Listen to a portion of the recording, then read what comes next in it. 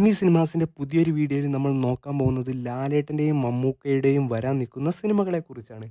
ആദ്യമായിട്ട് ലാലേട്ടൻ്റേത് തന്നെ നോക്കാം. ഒന്നാം സ്ഥാനത്ത് തുടരും എന്ന മൂവി, രണ്ടാം സ്ഥാനത്ത് ഹൃദയപൂർവ്വം എന്ന മൂവി, മൂന്നാം സ്ഥാനത്ത് ഋഷഭ എന്ന മൂവി, നാലാം സ്ഥാനത്ത് കണ്ണപ്പ എന്ന മൂവി, അഞ്ചാം സ്ഥാനത്ത് റൗണ്ട് 1, 2, അതേപോലെ തന്നെ ആറാം സ്ഥാനത്ത് എം എന്ന മൂവി, അതേപോലെ ഏഴാം സ്ഥാനത്ത് ദൃശ്യം 3, അതേപോലെ എട്ടാം സ്ഥാനത്ത് ജയിലർ 2, അതേപോലെ ഒമ്പതാം സ്ഥാനത്ത് L3, പത്താം സ്ഥാനത്ത് വയനാടൻ തമ്പാൻ, 11-ാം സ്ഥാനത്ത് റംബാൻ എന്ന മൂവി.